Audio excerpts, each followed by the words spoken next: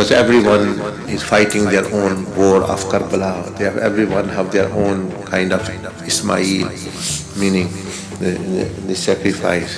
So the point is that whoever becomes successful, and in that, if you lose anything, it's not really losing, it's achieving. So Sayyidina Ibrahim alayhi salam never lost his son.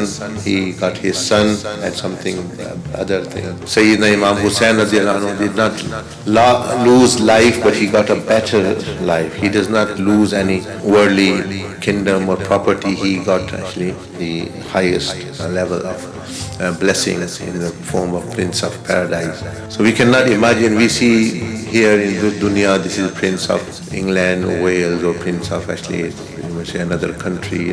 They are normal people and through some circumstances have come, but they don't have anything special as such. But this is completely unimaginable. Someone is given the title of Prince of Heaven, and they are special. That's why they have. It's not that others become special because they are placed in the throne. A crown is placed on them. They have no. If that's taken away, they are no one. No one wants to know them. No one wants to sit with them.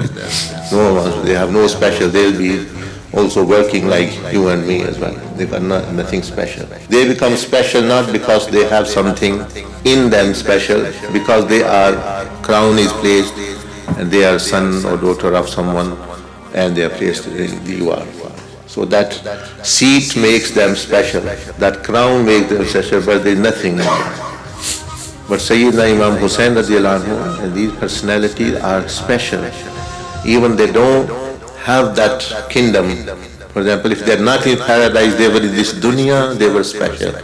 They were unique, they have blessings. And when they will go in paradise, it won't increase their rank, rather paradise, the beauty of paradise will be enhanced because of them.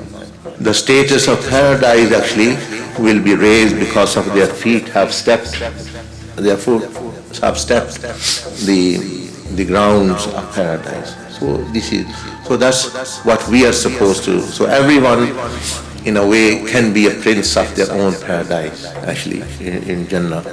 So that's why the Quran and the Sunnah tries to infuse and make you special, meaning taking things out of you and putting special things in you so that you become special, not that you become special because of these things with what you have. So the crown, for example, I have this imama, it can be placed on your head in 1 minute. That's not much really of thing. But the inner qualities, if someone has, let's say, a skill, someone has actually extraordinary intelligence, patience, akhlaq, their actually wisdom, that cannot be placed in the Quran. So the worldly things are just in 1 second, one is dethroned and other is thrown. End of the story.